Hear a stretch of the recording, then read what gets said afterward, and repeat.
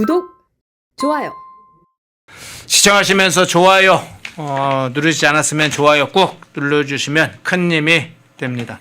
2부 시작하겠습니다. 원영섭 변호사님 나오셨습니다. 어서 오십시오. 예, 반갑습니다. 원영섭 변호사입니다. 복장이 이제 겨울 복장으로 넘어가는 건가요? 예? 아주 날씨가, 따뜻해 보이는데. 예, 이제 며칠 있으면 또 12월이죠. 예, 뭐 월동 준비. 월동 들어갑니다. 준비 미리. 복장에서 월동 준비 들어갑니다. 예. 월동 준비하는 우리 원영섭 변호사님 신사의 모습을 보여주셨네요. 자, 이 문제부터 시작을 해보겠습니다. 민주당 문제 내부 상황 한번 보겠습니다. 당무위에서 삿대질하고 고성을 하고 고성이 그냥 회의장 밖까지 들릴 정도로 아주 격하게 싸웠다.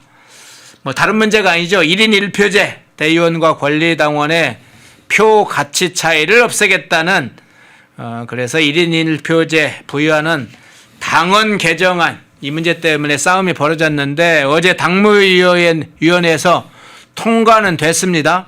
지난번 당원 투표가 아니라 사실은 당원 여론조사였죠.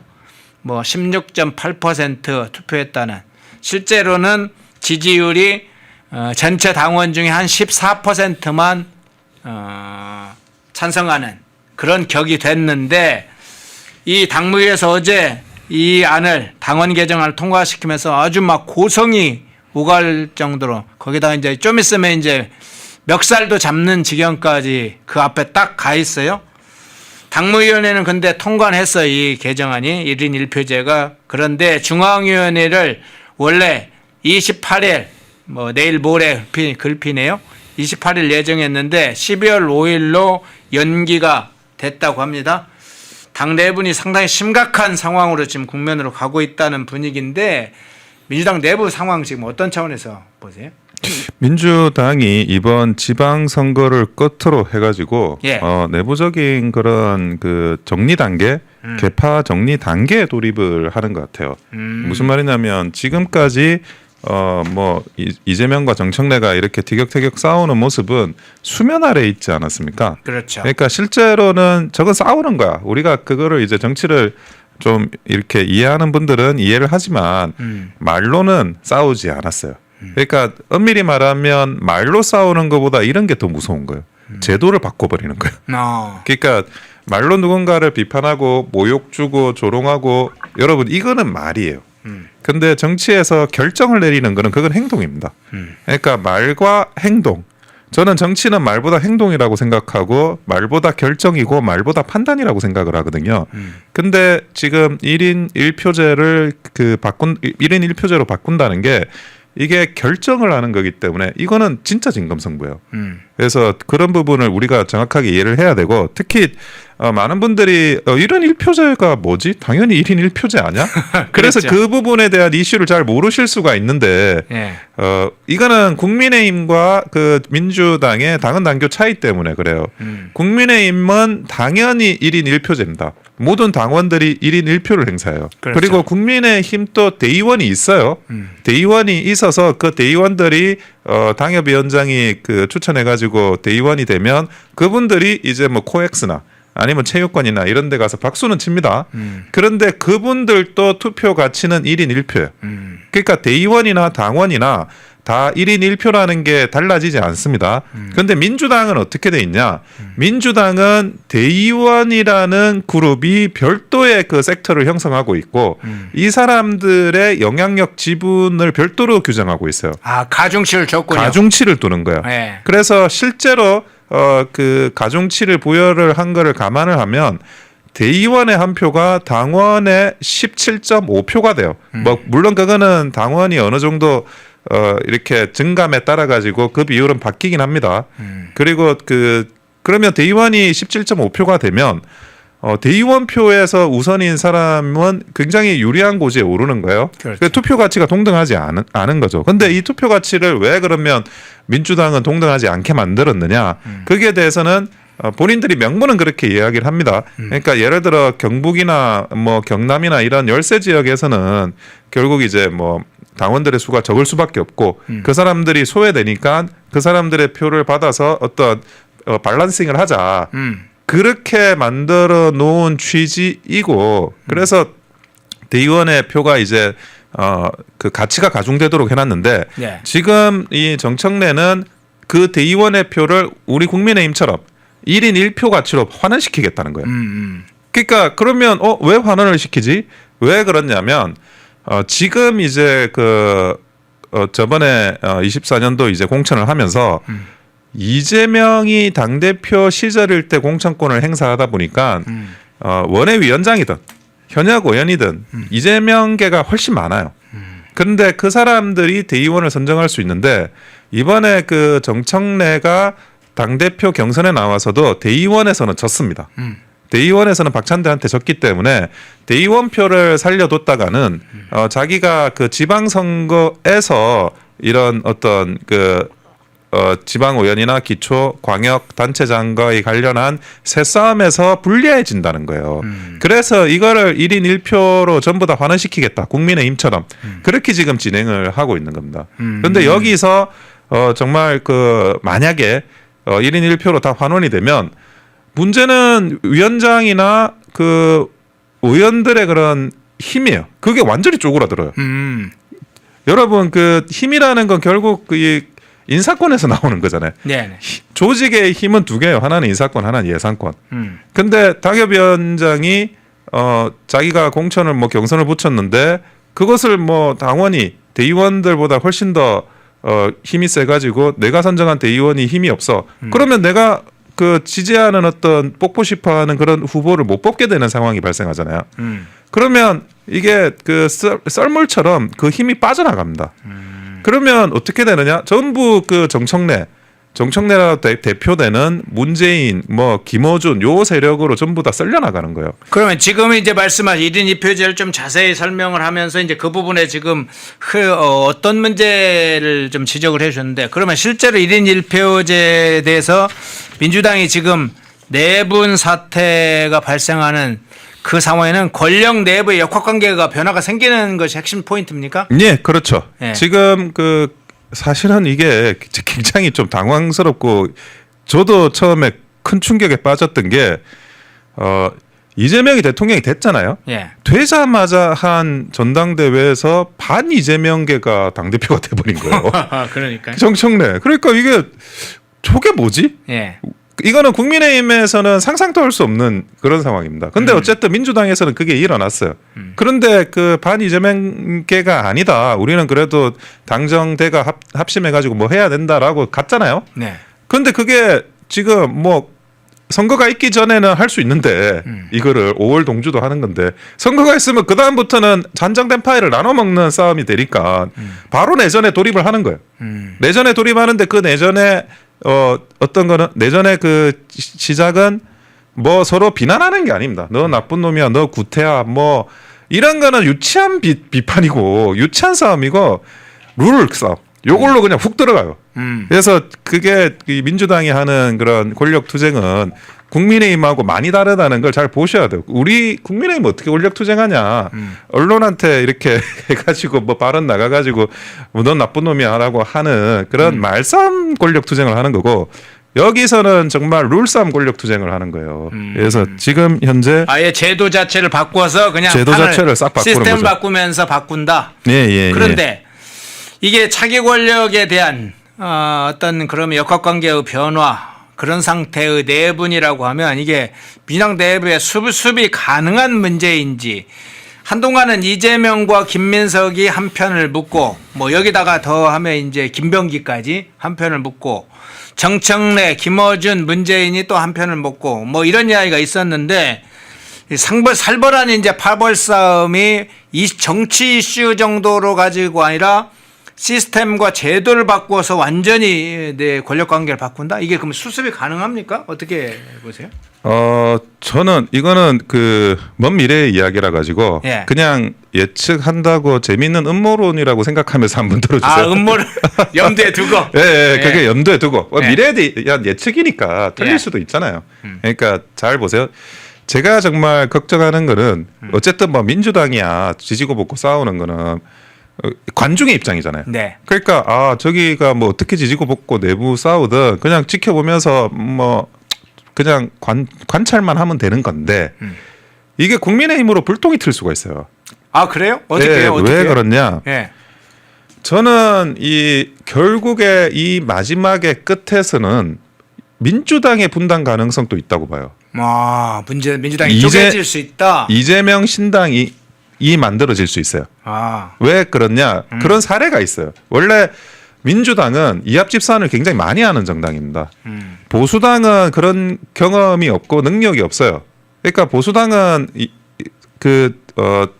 사실은 나간 사람들이 성공하는 경우가 없어요. 다시 들어와야 돼요. 지난번에 바른자 붙였는데도 다 실패했죠. 그게도 다 실패했고 네. 원래 보수당은 분위기가 그래요. 보수당은 다양한 파벌이 존재하는 게 아니라 주류 비주류만 있기 때문에 비주류 정치도 일종의 주류에 묻어가는 정치를 한 거라서 자기가 주류가 되지는 못해요. 그 사람들 원래 그런 거예요.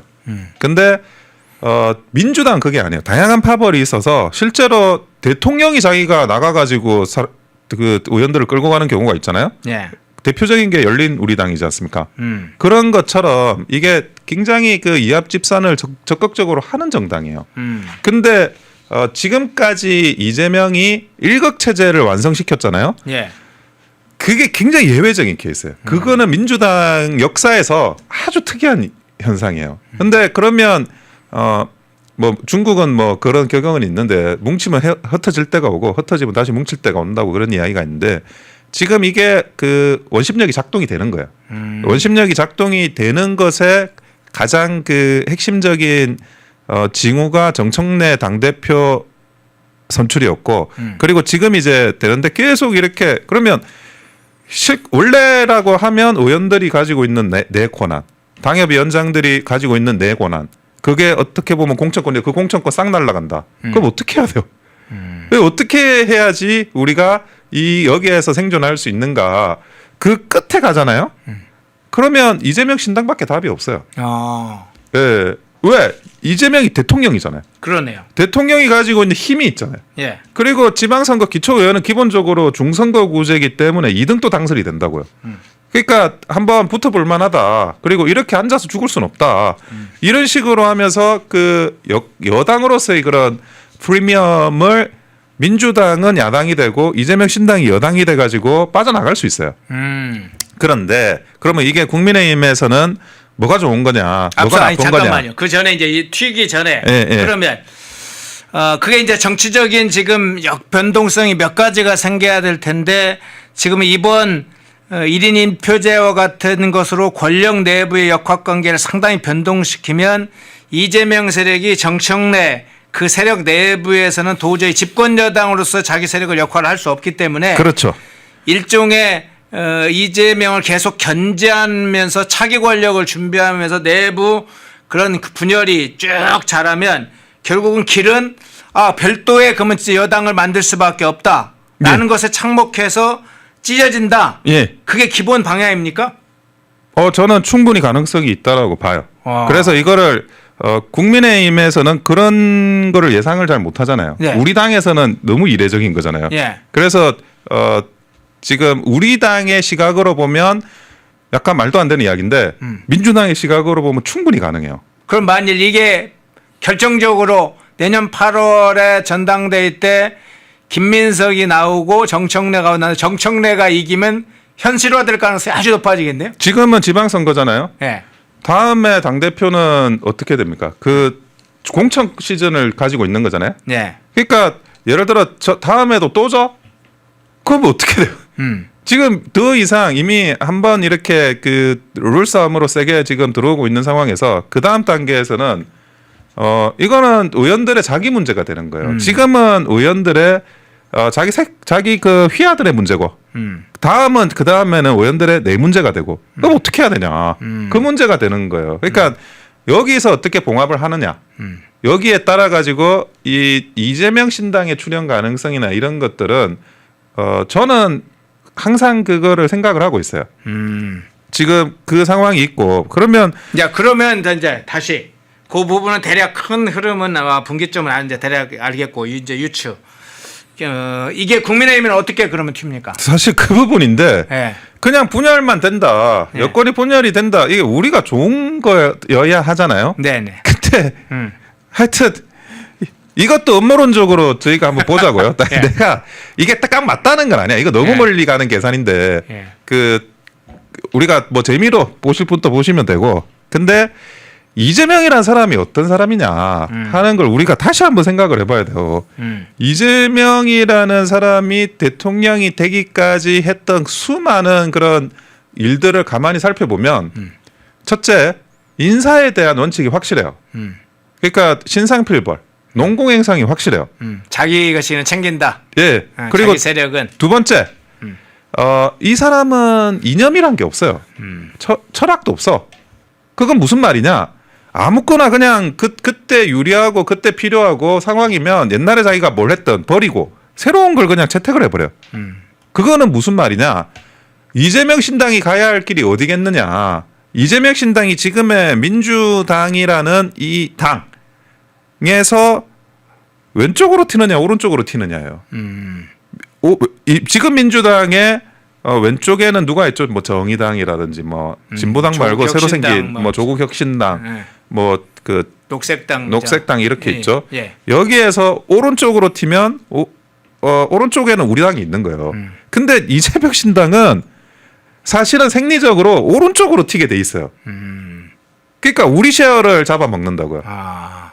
그러니까 또 하나 여당이잖아요. 저는 우리 당의 그동안에 어떤 그 배신의 전통에 따르면 네.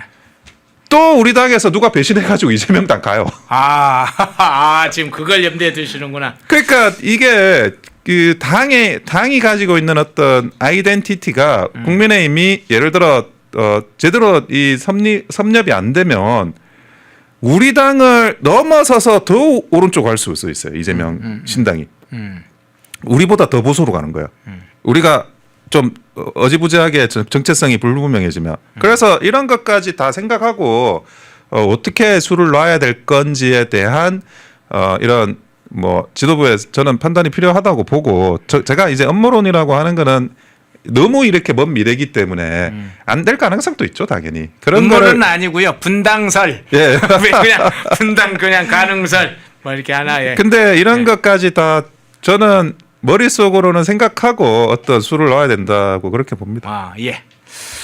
그 가능성이 전혀 없다고 보지는 안 보이네요. 충분히 내년 이제 지방선거를 거쳐가고 그 과정에서 정청래가 어떤 것이라는지 정청래와 김민석이 당대표에서 실제 붙어서 정청래가 두 번의 걸 당대표를 하게 되면 이재명 권력과 어떻게 세력들이 쪼개지는지 뭐 이번 이제 지방선거 공천 과정에서도 심각한 아마 싸움이나 후유증이 있을 텐데 그 연동이 될 걸로 보입니다. 그냥 순탄하게 가지는 않을 거예요. 1인 1표제는 그걸 이제 보여준 하나의 신호탄이다. 결국은 이재명 정권의 붕괴도 연관이 돼 있다. 이재명의 신당 창당설 새로운 또 제기를 해주셨네요. 재밌는 포인트였습니다. 자, 주제를 완전히 그럼 바꿔보겠습니다. 일본으로 가보겠습니다. 일본이 지금 들썩들썩 한다고 그러죠. 일본 열도가 환호하고 있다. 뭐 이런 이야기가 나오는데 왜 그러느냐. 뒤에 이제 왜 그런지 지지율 문제는 좀 뒤에 이야기를 하고 이야기를 먼저 좀 해보겠습니다. 다카이치 사나에 일본 총리죠. 이 일본 총리는 트럼프 대통령과 만남에서부터 우리는 아주 인상적인 몇 가지를 봤습니다. 뭐 아베 신조의 뒤를 잇는 여러 가지가 이야기가 있는데 최근에 대만 유사시 대만의 군사적 위협을 중국에 가하면 우리의 위협이라고 보고 일본에 대한 위협이라고 보고 우리도 자유대회가 개입한다. 군사적으로 개입할 수 있다. 이 발언이 던지는 게 얼마나 큰 파장이 있을지를 알면서도 이 다카이치 사나이 총리가 던졌어요. 일본 내뿐만 아니라 자유진영 내에서도 이 대중논송과 유교 전략, 국가 정체성을 둘러싸고 다카이치 총리가 제대로 이제 다카이치다운 것을 본 모습을 보여주는다 뭐 이런 평가도 있는데 이 다카이치 사나이의 지금 최근의 행보 어떤 차원에서 보시나요? 이것이 우리나라에 끼칠 파급력은 어마어마합니다. 지금 그 다카이치 총리가 하고 있는 이런 행동 하나하나가 지금 그 동아시아의 어떤 전체 판을 바꾸는 행동이거든요. 그러니까 이거를 좀 정확하게 이해하셔야 될 필요가 있어요. 기본적으로 일본은 평화헌법 국가입니다. 그러니까 평화헌법이란 게 뭐냐? 그 평화헌법 구조가 있는데 군대를 보유하지 않고 그리고 뭐 외교 문제 해결에 있어서武力을 사용하지 않고 그리고 뭐 그런 교정권이나 이런 걸 포기하고 이런 것들이 있어요. 예. 그러니까 그거는 무엇이냐면 군대가 없는 나라, 전쟁하지 않는 나라를 천명을 한 거예요. 네. 그 2차 대전을 지면서. 그래서 그러면 미국이 사실은 그 점령군으로서 점령을 하고 그리고 미국이 굉장히 그 어떤 해군력, 공군력의 상당 부분이 주둔을 하게 됩니다. 미군은 우리나라에는 육군이 굉장히 광대하게 주둔을 하고 있는 거고 네. 일본에는 해군하고 공군 위주로 주둔을 하고 있어요. 해병대가 있고. 그런데 한미 상호 방위 조약하고 미일 상위 방호 조약을 이렇게 내용은 비슷한데 성격은 완전 다른데 네네. 한미 상호 방위 조약은 같은 동등한 국가 대 국가로서 조약이 체결된 거고 그 미일 상호 방위 조약은 패전한 국가의 점령국으로서 조약이 체결된 거예요. 이거 완전 다른 거거든요. 이 나라는 군대가 없고 내가 점령을 했기 때문에 내가 디펜스를 원래 해야 되는 거예요. 이거는 우리가 가지고 있는 한미 동맹하고 완전 다른 거예요. 근데 지금까지 이렇게 왔잖아요. 근데 이 다카이치 총리는 아베의 계승자예요. 아베 총리. 예. 근데 아베 총리는 이 평화헌법을 바꾸려고 그랬습니다. 보통 국가로 나아가려고 그랬어요. 근데 그게 핵심 장관이 이 다카이치 총리였어요. 아베노믹스 뭐 이런 것들 금융뿐만이 아니라 제일 중요한 게 안보 문제였고 그래서 다카이치 총리가 되자마자 일성이 핵 추진 잠수함을 만들겠다라고 하는 거였고 핵 추진 잠수함 이꼴 보통 국가 평화헌법 폐기 보통 국가로 나아가는 그 첫 단락이었습니다. 네. 그러니까 지금 다카이치 총리가 그러면 뭐 실수로 대만의 문제 개입하겠다고 했느냐? 아니에요. 무슨 말이냐? 대만 문제 개입하겠다고 하는 거는 현상이고 그거보다 더 중요한 거는 평화헌법을 개정해서 보통 국가로 나가겠다는 거예요. 그렇죠. 예, 그러니까 보통 국가로 나가겠다는 건 다시 또 뭐냐? 국가가 가져야 할 그 어떤 정신적인 그런 설계 도면을 새로 짜겠다.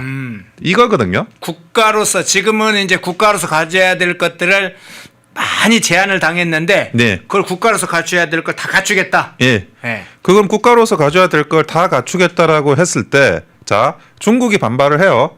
즉, 우리는 한한령이라고 했지만 일한령이라고 하면서 반발하고 그 외교관이 전랑 외교라고 하나요? 뭐 네. 목을 베겠다고 하고 뭐 경제적인 거 히토류니 뭐 이런 거 제재하려고 들 거예요. 자, 그게 움츠리지 않는다고 일본이. 왜? 일본의 목적은 더 큰 데 있는 거예요. 평화헌법을 수정하고 보통 국가로 나가겠다라는 걸 이미 만천하에 선포를 한 거고 그걸 가기 위해서 중국이 무슨 짓을 하더라도 놀러 가요. 지금이 그 기회라고 생각을 하는 거예요. 왜? 트럼프가 있으니까. 트럼프 대통령은 미중 패권 대결에 지금 들어갔잖아요. 지금 그 전쟁할 수 있는 일본을 원해요. 네. 예. 그런 지금 이 외교 안보적인 상황에서 우리나라가 채택해야 되는 게 뭐냐라는 것이 굉장히 중요한 상황에 지금 놓여 있는 겁니다. 자, 우리가 이 다카이치 총리의 문제를 왜 다루냐?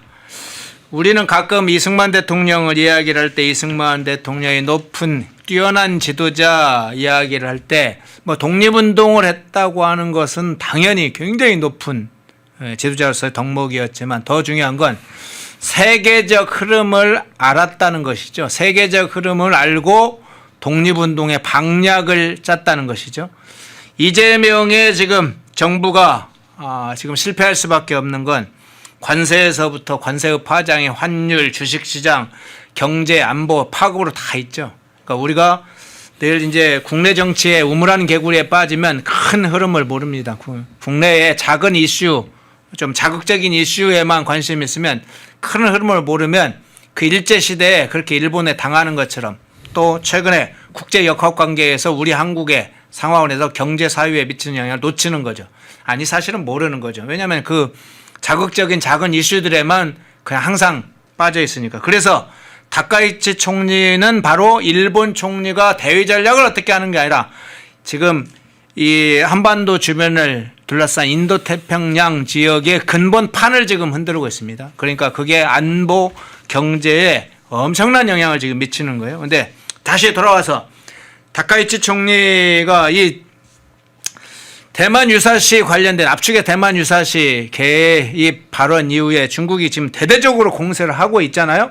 그런데 이제 그럼으로 인해서 중일 관계는 이제 좀 경색이 됐어요. 관계가 좋지를 않아요. 그런데 외교적 관계는 안 좋지만 오히려 국내의 지지율은 상당히 지금 높게 나오는 걸로 나오고 있는데, 그러면 국내 중국을 사실 맞서서 우리는 정상적으로 이런 정도 하겠다 했는데 국내 지지율의 어떤 지지율 높은 구조, 이 부분은 어떤 현상으로 좀 해석을 해야 하면 됩니까? 결국 이제 그 다카이치 총리가 가고자 하는 방향에 대해서 네. 국민들이 지지를 하고 있다는 겁니다. 제일 중요한 부분인데, 사실은 그 저번 그 총선에서 그 자민당이 패전을 했어요. 네. 예, 총선에서 졌어요. 총선에서 지다 보니까 이제 지금의 지금 자민당은 유신당이죠. 일본 유신당하고 연립해가지고 정부를 세웠습니다. 그렇게밖에 할 수 없었던 거는 독자적으로는 자기들이 그 총리 수립을 총리 선정을 못하는 상황이 가버린 거예요. 졌죠. 근데 진 당에서 나온 총리에 대한 지지가 이렇게 지금 72%나 치솟고 있는 거예요. 그건 뭐냐? 국민들이 이 보통 국가로 가는 거에 대한 절대적인 지지를 보내고 있다는 겁니다. 그거를 지금 이 선거에서 진 정당의 당수이자 총리가 이 정부가 지지를 받는 핵심적인 그 상황이고, 저는 이것이 사실은 그 아베 총리까지 간다고 봐요. 그러니까 역대 이 총리들 중에 보통 국가로 나아가려고 하는 그런 시도를 했던 총리도 있지만 그 중에서 제일 강력하게 시도했던 사람이 아베예요. 네. 예, 아베가 트럼프 대통령과 만나서 아베노믹스하고 우리가 보통 국가로 나아가야 된다라고 하고 평화헌법을 수정해야 된다고 하고 굉장히 강하게 주장했어요. 근데 제가 제 페이스북에도 썼는데 아베 총리가 암살당했습니다. 그렇죠. 예, 아베 총리가 암살당했어요. 그런데 아베 총리가 암살당했다라는 그 사실이, 저는 그 당시에 아베 총리가 암살당할 때 이제 일본은 보통 국가로 가게 되는 액셀레이터를 밟게 됐다라고 썼어요. 그날. 왜 그러냐? 아베 총리의 유언이잖아요. 그러니까 자기가 어쨌든 뭔가를 해내겠다라고 하다가 암살을 당하면 그 사람이 가지고 있던 유언은 더 강화돼요. 그게 돌아간다고요. 그 아베의 꿈이 뭐였지? 그 정치인의 꿈이 뭐였지? 그 사람이 추구했던 이상이 뭐였지? 이게 너무나 사람들의 머릿속에 박혀버리는 거예요. 그러네요. 근데 잘 보세요. 좀 그런 그 일본의 보통 국가화를 주장하니까 72%로 치솟는다. 그런데 바로 직전에 총선에서 진 당이에요. 이 자민당이. 그런데도 이게 확 이 대전개가 아주 드라마틱한 전환이 지지율상 발생하고 있다는 거예요. 이거는 그만큼 보통 국가로 가게 하는 국민들의 마음이 모인 겁니다. 지금 여기에서 미국이 밀어주죠. 일본은 가겠다 그러죠. 그리고 중국이 엄청난 압박을 하잖아요. 그래도 국민이 단결돼 있어요. 네. 일본 국민이 보통 국가로 가기 위해서 마음이 단결돼 있기 때문에 이거는 막을 수가 없는 거예요. 그러니까 막지 못한다라는 걸 전제해서 우리가 외교 전략을 짜야 된다는 거죠. 네. 전형적인 우파 포퓰리즘 아니냐, 그렇게 볼 수가 없어요. 자민당은 직전 총선에서 패배했어요. 그럼에도 불구하고 이 정도 지지율이 올라간다라는 거는 그거는 국민의 단결된 마음이라고 봐야 됩니다. 야, 그렇군요. 자, 사진 한 점 보겠습니다. 라이칭더 총통의 한번 사진을 볼까요? 대만 총통. 예, 스시를 먹는 장면을 공개적으로 저렇게 올렸습니다. 한번 중국 시진핑, 중국 군부, 인민해방군이라고 부리는 자들 한번 봐라. 나 스시 먹고 있다. 중국이 너희들이 일본을 그렇게 때릴 때 우리는 스시를 먹겠다. 가고시마산 방어와 홋카이도산 가리비라고 돼 돼 있네요. 오늘 점심은 초밥과 된장국입니다. 자, 대만 이야기를 했습니다만 다카이 총리 이 문제를 여쭤보려고. 대만도 마찬가지고요. 대만도 내부 역량이 굉장히 절대적으로 중요하죠. 중국에 맞서는 내부 역량. 더 여기에다가 외부적 변수, 외부 역량도 굉장히 중요하죠. 동맹 체제. 다카이치 총리가 이렇게 나설 수 있었던 건 아베 전 총리도 그렇습니다만 사실은 트럼프 행정부의 강력한 지원, 후원, 동맹관계 이런 거에 신뢰나 구축된 그 두터움 이것이 상당히 밑밭 뒤에서 백그라운드가 돼서 가능한 거 아닙니까? 네, 그렇습니다. 아주 오랫동안의 신뢰관계가 있죠. 특히 트럼프 대통령은 아베 총리를 분명히 기억을 하고 있고 네. 참 이게 뭐 죽이 잘 맞다 그러나요? 그런 걸로 굉장히 유명했었습니다. 예, 그래서 그런 아베 총리의 암살이나 이런 부분들에 대해서 마음속 깊이 애석한 마음이 있을 거예요. 네. 근데 그 전에 이제 그 이시바 총리 같은 경우에는 좀 그 자민당이라고 하더라도 자민당의 예를 들어 뭐 세보수계 자민당의 바른정당 약간 요쪽이었어 가지고 이런 그 결이 맞는 사람은 아니었고 그래서 총리에서 교체가 되고 다카이치 총리가 되면서 결국 이제 다카이치 총리는 아베 총리보다 더 세게 더 강하게 이렇게 아베 총리의 그런 노선을 지지하는 걸로 알고 있어요. 그러다 보니까 트럼프 대통령이 결국 미중 패권 대결 관계지 않습니까? 네. 그러니까 중국을 견제해야 되니까 이제는 뭐 이런 거 저런 거 눈치를 안 보겠다는 거예요. 일본이 스스로 강화해라. 실제로 일본은 강해요. 해군력이나 공군력, 뭐 해군력 같은 경우에는 뭐 어마어마하고 그리고 그 실제로 그 이즈모하고 카가 항공모함이 2대가 있죠. 네. 그리고 그 수직 이착륙을 할 수 있는 F-35를 이미 보유하고 있기 때문에 헬리콥터 항모라고 하지만 실제로는 항모로 다 운영을 할 수가 있습니다. 예, 그래서 그런 것들까지 갖추고 있고 그래서 그런 것들을 해상에서 중국을 압박해야 된다라고 판단을 하고 있는 거죠. 거기에 대한 어떤 뭐 그 상황에 일본이 기회를 잡은 거고 그리고 우리도 뭐 핵추진 잠수함을 보유하게 되는 그런 기회가 오는 거는 이게 뭐 사실은 굉장히 오래전부터 아주 오래전에 넘어가면 YS 때부터 이게 논의되던 이야기들이에요. 네. 근데 그런 것들이 노무현 대통령 때 좀 직접적으로 하려고 했고 그 이외에도 우리의 수건 사업처럼 돼 있는데 이것이 또 여기에서 이게 기회가 되는 거는 미중 패권 대결의 또 일환이 되는 거거든요. 그래서 이런 상황에서 우리가 챙겨야 될 국익이 뭐냐라는 부분. 우리의 국익은 또 제철이까지는 가야 돼요. 그러니까 예. 그거를 이번에도 뭐 팩트 시트에 그거를 넣었긴 했는데 그것까지를 확보하는 국익 우선의 관점으로 이 상황을 바라봐야 될 필요가 있다는 겁니다. 예.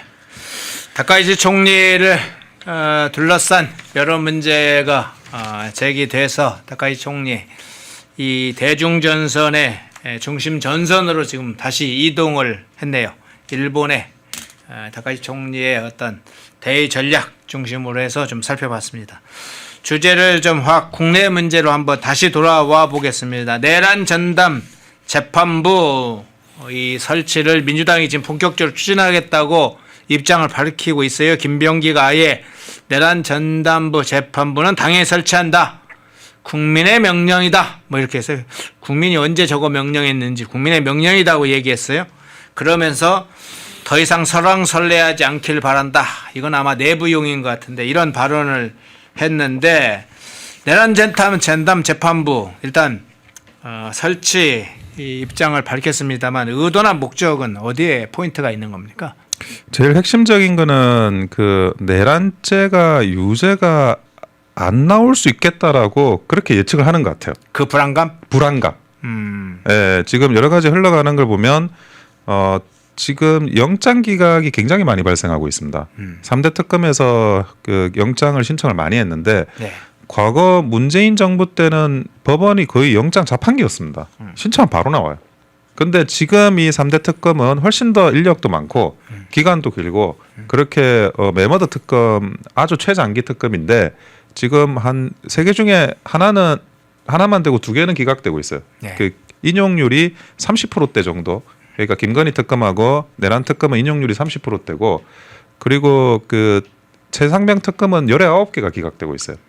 그러니까 뭔가 이게 그 수사를 잘 못하고 먼지털이 수사를 하고 뭐 맥락도 없는 걸 수사를 하는 것도 물론 저는 있다고 보는데 예. 법원에서도 굉장히 이거를 엄격하게 지금 보고 있는 거예요. 그러니까 이런 상황에서는 불안감이 생길 수밖에 없죠. 그리고 또 하나가 있는데 제가 저는 사실은 이번에 국회 선진화법 판결 보고 조금 이렇게 인상을 받은 게 있어요. 국회 선진화법 판결을 보는데 유죄는 유죄인데 피선거권 박탈이 안 되는 거예요. 그렇죠, 그렇죠. 예, 500만 원 이하면 피선거권 박탈이 안 되기 때문에 다 500만 원 이하로 받았어요. 그러네요. 예, 이거 굉장히 좀 특이한 상황이거든요. 특수공무원 집행방해만 조금 경우 크고. 그거는 벌금으로 했고, 예. 그러니까 그거는 큰데 벌금이에요. 예. 그럼 피선거권 박탈이 안 돼요. 벌금으로는 피선거권 박탈이 안 되니까. 그리고 또 500만 원 이하로 또 받았기 때문에 국회 선진화법으로 피선거권 박탈이 안 됐어요. 예. 유죄는 유죄예요. 예. 이거는 굉장히 좀 우리가 매번 중도 하는데 법원이 중도를 한 거예요. 그런 거예요? 예, 예. 근데 제가 사실은 오랫동안 이 좀 마음속에는 있었는데 밖에 공개적으로 말한 적이 없는 게 있어요. 제가 이번 방송에서 처음 이야기하면 네네. 우리 이 내란과 관련한 재판이 어떻게 될까? 지금 제가 흘러가는 분위기로 이것도 좀 먼 미래니까 예측을 하자 그러면 정무적인 판단을 한다. 법원이 정무적인 판단을 한다 그러면 유죄는 유죄인데 내란죄를 무죄를 주는 거예요. 그러니까 다른 부분을 적용해서 혐의는 유죄로 인정하지만 예. 예를 들어 뭐 직권남용이다. 뭐 업무방해다. 뭐 공무집행방해다. 이런 건 다 인정하는 거예요. 내란죄만 무죄로 빼는 거예요. 예.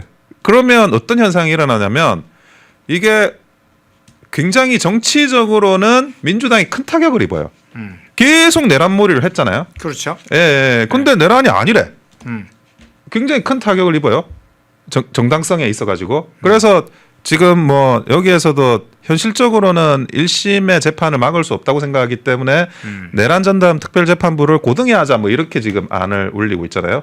그래서 어쨌든 이거는 내란죄가 유죄 나올 것 같은데 왜 이 난리를 부립니까? 자기들은 내란죄 무죄 나오면 어떡하지? 이거 하나예요. 이거 하나. 그렇죠. 지금 재판을 하고 있기 때문에 거기서 사실은 혐의가 내란죄로 확정이 되면 내란 전담 재판부를 만들 필요성을 본인들도 별로 느끼지 않겠죠? 예, 근데 뭔가 불안하니까 지금 이러는 건데. 예. 자, 그러면 국민의힘은 어떤 거냐? 네. 국민의힘은 정치적인 명분은 살아요. 그런데 이게 기본적으로 내란죄는 입증이 어렵고 공범의 고의도 입증이 어려워요. 그러니까 국헌문란의 목적이 있어야 되잖아요. 그런데 뭐 업무방해나 특수공무집행방해나 뭐 직권남용이나 이런 것들은 고의의 범위가 훨씬 더 넓어져요. 공범이 많이 생겨요. 근데 우리가 막 불기소 기소되고 막 들어가고 있잖아요. 그런데 이 사람들이 내란죄가 적용이 되면 무죄로 빠져나올 사람들이 내란죄가 적용되지 않고 일반적인 내란죄 외의 그런 형벌 법조가 적용이 되면 고의의 범위가 넓어지면서 이분들이 공범으로 들어가게 되는 상황이 발생해요. 그래서 명분상 이겨도 국민의힘도 굉장히 실질적인 타격을 크게 입어요. 그러니까 이거는 이것도 자꾸 저는 중도란 단어를 요즘 부정적이라 생각 잘 안 쓰는데 법원이 선택할 수 있는 정무적인 중도적인 판결이에요. 그러니까 양쪽이 묘한 무승부 상황으로 만들어 버리는 거예요. 예. 그러면 요 상황에 대한 우려, 위험도 이런 것들이 굉장히 민주당도 올라가고 국민의힘도 올라가요. 그런데 여기에서 최후의 성자는 사법부가 돼요. 결국 사법부가 정치적인 것에 사실은 딱 뭔가 폭탄을 던지는 꼴이 됐네요. 딱 폭탄을 던져버려 가지고 결국 이제 민주당과 국민의힘이 엄청난 내상을 입어버리고 사법부의 권위는 올라가죠. 이게 그냥 재판이라는 법리적인 걸 제가 보는 게 아니라 제가 법조인이지만 그래도 정치 재판은 정치적이더라고요. 그래서 이 중요한 재판에서 지금 사법부가 할 수 있는 베스트 솔루션이 지금 이 내란죄, 무죄, 다른죄, 유죄예요. 그래서 그렇게 가지 않을까라는 마음속으로 그런 게 있는데 좀 어쨌든 이것도 추측입니다. 예. 추정이고 미래에 대한 예. 상황에 대한 그런 생각들입니다. 근데 나온 김에 지금 그런 부분을 전제로 해서 이야기가 나오는 것 같은데 지금 내란 전담 재판부와 관련해서 민주당 내에서도 초기에 내란 전담 재판부 이야기 나올 때 아니 지금 1심 재판이 진행되고 있는데 내란 전담 재판부가 별도로 도입이 되면 재판 자체가 선고 자체가 너무 늦어지지 않냐 뭐 이런 이야기 민주당 내부에서도 나왔던 얘기지 않습니까? 그런데 이제 지금 1심에서 내란 혐의와 관련해서 민주당이 원하는 내란죄가 확정적으로 나오지 않을 것에 대한 우려, 불안감의 영향 때문인지 앞서 재판의 결과는 1심 결과는 빨리 나오게 하면서 만일 그런 사태에 대비한다고 치면서 내란 전담 재판부를 내란 재판 2심을 맡는 이 서울 고등법원에 설치하는 것을 검토하고 있다. 이런 이야기도 좀 나오고 있거든요. 근데 그게 가능한 방법인지는 법률적으로는 좀 알지를 못해서 어떻게 보세요? 내란 전담 특별재판부는 네. 어쨌든 뒤에 특별재판부가 붙잖아요. 네, 특별재판부는 다 위헌입니다. 위헌이기 때문에 그거는 뭐 전담 부서를 만드는 건 모르겠는데 전담 부서를 만드는 건 사법부가 자체적으로 하는 겁니다. 그거를 국회에서 개입해가지고 하는 거는 당연히 위헌입니다. 예, 그거는 뭐 사법부 독립을 침해하는 행위이기 때문에 인정이 될 수 없고요. 네. 그리고 뭐 이제 옛날에 그 반민주 아니 그게 아니야 반민특위? 반민특위. 예, 반민특위는 그 당시 이제 그 우리가 초대 헌법에 다 있던 내용이라 가지고 헌법에 명기돼 있잖아요. 예, 그건. 그래서 네. 진행을 했던 거고 그 이후에 한 번도 특별재판부 진정한 의미의 특별재판부는 설치된 적이 없습니다. 그거는 군사정권 하에서도 일어났던 법이 없었던 거기 때문에 이거를 사법부가 받는다는 거는 뭐 있을 수도 없는 이야기고 무슨 법이 만들어지든 뭐 그러면 위헌법률 심판으로 가는 거죠. 그러면 또 늦어지는데요. 그러니까 그게 위헌법률 심판까지 가면 또 그 사법부 관할 문제 때문에 하는 거라서 아예 재판 또 개시도 못한 상태에서 늘어지게 돼요. 네. 저는 뭐 가지고 있는 솔루션 구호만 있을 뿐이지 실제로 작동되기는 어렵다고 볼 수밖에 없습니다. 그렇군요. 마지막 질문 이걸 좀 드릴게요. 통상적으로 어느 정부나 이제 정권을 잡으면 물론 행정부가 중심이 되긴 하지만 정부와 당이 당정이라는 이름의 형태로 국정 운영을 하잖아요. 근데 지금 이제 아주 저는 복합적 위기가 덮쳤다고 생각을 하는데 앞에 우리들이 이제 다루고 있는 물가 문제든 환율 문제든 주식 문제든 뭐 그러니까 증시 문제든 부동산 문제든 일자리 문제든 외환 문제든 막 이 복합적 위기가 동시에 온 것 같아요. 지금 요새는 매일 거의 화재 사건에 지금 뭐 오늘도 뭐 국정화재 원인이 뭐 작업자의 단순한 과실이었다 이런 발표가 나오긴 했는데 최근에 막 화재 사건도 굉장히 연거푸 계속 터지고 있는데 이 복합적 위기에 민주당은 집권 여당이잖아요. 집권 여당이면 국정 운영의 하나의 부분을 지금 담당하고 있지 않습니까? 그런데 내년 지방선거나 차기 권력투쟁에만 지금 빠져 있어서 그런 건지 이 내란 전담 재판부 문제도 그래서 거기에 포인트가 가 있는 건지 정권이나 여당의 경우가 국정의 이 복합적 위기 해결에 집중하지 않고 이런 내란 전담 문제라든가 검사 문제 징계하는 문제라든가 이런 쪽에 오히려 정권의 상심적인 중심을 맞추고 있는 것 같아요. 김민석도 그런 역할을 지금 하는 것 같고 그런 정권에 대해서 이제 어떻게 평가하는 거 돼야 될지 지금 집권 여당의 그런 어떤 상황 어떤 차원에서 총평을 좀 해주시겠습니까? 그러니까 민주당하고 네. 그리고 그 이재명 정부하고 보는 그 세계관이 달라요. 네. 노선이 다른 거예요. 그러니까 민주당의 그 같은 경우에는 지방선거에 올인을 하고 있거든요. 지방선거에 올인한다라는 게 지방선거에서 이긴다. 아니 지방선거 이기는 건 이재명하고 같은 목적일 수는 있는데 어떻게 이겨야 되는지에 대한 노선이 다른 거예요. 그거는 내 사람이 많이 공천받아서 당선돼서 이겨야 된다. 요거거든요. 네. 그래서 그 관련해서 그 지방선거 승리를 하는 목적에 따른 상황에 맞는 게 다른 건데 특히 이제 기본적으로 정청래는 문재인, 김어준과 같은 카테고리잖아요. 네. 그러면 그 사람들이 같은 정무적인 수를 공유하는 건데 이분들은 2018년 지방선거를 이미 경험을 했잖아요. 탄핵에 따라 가지고 적폐 수사하고 그리고 나서 지방선거에 승리한 거. 요 시퀀스를 그냥 그대로 가는 거예요. 그러니까 보통 이제 승리의 그런 로직을 뺏겼습니다. 네. 내가 그렇게 승리한 적이 있는데 다른 그래도 이번에는 그게 안 되고요. 이걸 이렇게 하셔야 됩니다라고 소수서를 내는 게 받아들여지지가 않아요. 조직 내에서.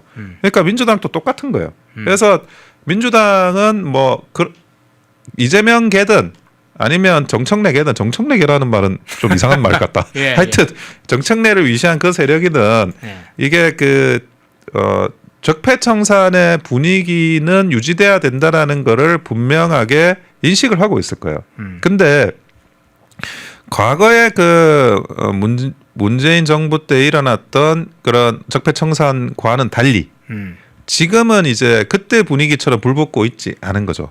왜냐하면 구속기각이 너무 많이 나오니까. 이 구속기각 나올 때마다 국민들 입장에서는 이거 무리하게 수사한 거 아니냐. 다 그 생각할 거 아니에요. 죄 없는 사람들 막 잡아들이고 무리하게 한 거 아니냐. 네. 그렇게 생각을 할 수밖에 없으니까 옛날에 그 문재인 때 적폐청산처럼 정무적인 효과가 계속 약해지고 있어요. 그리고 지금 과거에 이제 트럼프 같은 경우에는 트럼프가 민주당을 사실상 도왔죠. 그래서 어디지? 싱가포르인가요? 예. 미국 정상회담. 베트남이요? 예. 다낭인가? 하노이. 예. 그래 거기서 그 정상회담 하면서 완전히 사실은 자유한국당의 그때의 그 지방선거에 찬물을 끼얹어 버렸어요. 네. 그런데 저는 트럼프 대통령에 대해서 우리 보수당이 가지고 있는 그 보수 진영의 국민들이 가지고 있는 시각은 여러 개 있을 수가 있는데 지금 제가 볼 때는 적어도 트럼프가 과거에 문재인한테 했던 그런 행동을 이재명한테는 하고 있지 않아요. 왜냐? 지금 중국과 관련한 어떤 여러 가지 더 발등에 불이 있고 그때보다 더 격화돼 있어요. 그래서 트럼프 일기 때는 중국 문제가 좀 이제 한번 해보자 였으면 이제는 중반 정도를 달리고 있거든요. 이제 중국의 허리를 꺾어 놓겠다라는 게 명시적으로 모든 사람들이 다 참전한 거 아니에요? 네. 내가 참전했다라는 거는 일본 지금 참전했죠. 그리고 사실 유럽이 참전을 했어요. 예. 그리고 그 외에 많은 이런 나라들이 미국이 야 중국하고 놀지 마 이렇게 나오니까 그래 안 놀게라고 다 동의가 지금 돼가고 있는 거예요. 요 상황에서 이거를 지금 트럼프는 후진을 못 해요. 전진밖에 없어. 그 전진이 더 센 전진이어야 되고 그것이 지금 이번 에이펙 정상회담에서 휘토류 제재하려고 했다가 지금 중국이 휘토류 제재 풀어버렸잖아요. 그런 거와 같은 현상이 일어나고 있는 지금 상황에서 지금 민주당이 과거에 트럼프가 문재인을 도와줬던 것처럼 도와주느냐 안 도와준다고요. 그래서 이재명도 요구를 할 수가 없어요.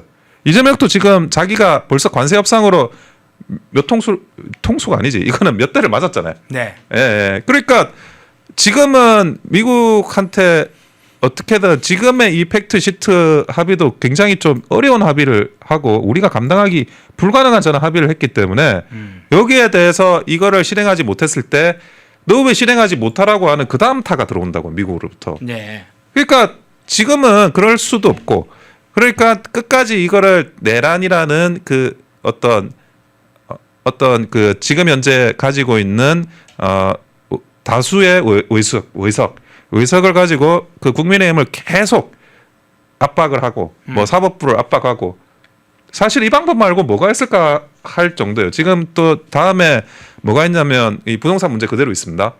부동산 문제가 치솟고 있어요. 지금은 전세 가격까지 치솟고 있고요. 월세도 치솟고 있고요. 그리고 그 전세 1차 갱신이 가능하잖아요. 2년인데 갱신권이 있어서 더 2년을 할 수 있는데 전세가 치솟고 있다 보니까 모든 사람이 전세 갱신권을 거의 쓰고 있어요. 그러면 어떻게 되냐? 새로운 전세 매물이 없어져요. 그러게. 그러면서 또 치솟고 있어요. 근데 이거를 지금 이렇게 치솟다 보면 언제 그게 터지냐면 아직 부동산 문제가 안 터졌어요. 아, 지금 정도는 터진 게 아니에요? 지금 정도 터진 게 아니에요. 그거는 언제 터지느냐? 네. 2월에 터져요. 아. 이사철이니까. 아, 그러네요. 예. 네, 모든 폭발적으로는 그 그래. 부동산 주택 계약은 2월 말로 다 세팅이 돼 있습니다. 예. 그거는 우리나라 다 그래요. 그때 우리가 한 1월부터 집 구하러 다니다 보면 그때 헉 하는 거예요. 지금 아직도 안 터진 거예요. 지금 또 지금은 그러니까 좀 체감 정도가 덜하지만 그때 실제로 체감하는 것이 폭발적으로 일어난다는 거죠. 그렇죠. 지금은 체감을 아직 못 하는 거예요. 지금 남극에 수영하고 있으면 물이 차갑다는 건 아는데 남극에 수영하는 사람이 지금 10명 중에 1명, 2명이에요. 근데 1월에는 남극에 수영을 10명이 다 해야 돼. 그러면 물이 차갑구나. 남극의 바닷물이 이렇게 차갑구나 다 알게 된다니까요. 그래서 그게 그 고비가 있고 그거는 다시 또 우리가 정무적으로 이거를 공세를 취할 포인트가 생기기 때문에 이런 부분들에 대해서 알고 또 뭐 단순히 그 민주당이 우리 공격하니까 이 무도한 놈들 이렇게 생각하는 것만에 그치지 말고 우리가 뭘로 이걸 반격하느냐라는 것도 내부적으로는 숙지를 하고 있어야 된다. 준비를 하고 있어야 된다. 유비무환이다. 이런 말씀을 드립니다. 예. 내년 2월에 부동산 문제가 새로운 차원으로 넘어간다. 그 부분도 아주 중요한 대목으로 짚어주셨네요. 그에 맞춰서 또 싸울 전략, 그 상황에서 발생할 걸 준비를 해야 되겠죠. 예, 오늘 원영섭 변호사님 2부에 모시고 1인 1표제를 둘러싼 민주당 내분부터 시작해서 다카이치 총리 관련된 최근의 대응 그리고 내란 전담 재판부 문제까지 한번 살펴봤습니다. 원영섭 변호사님이었습니다. 고맙습니다. 예, 감사합니다. 펜앤마이크에서 추천하는 영상도 보고 가세요. 다른 영상도 즐기시려면 구독 버튼을 꼭 눌러주세요.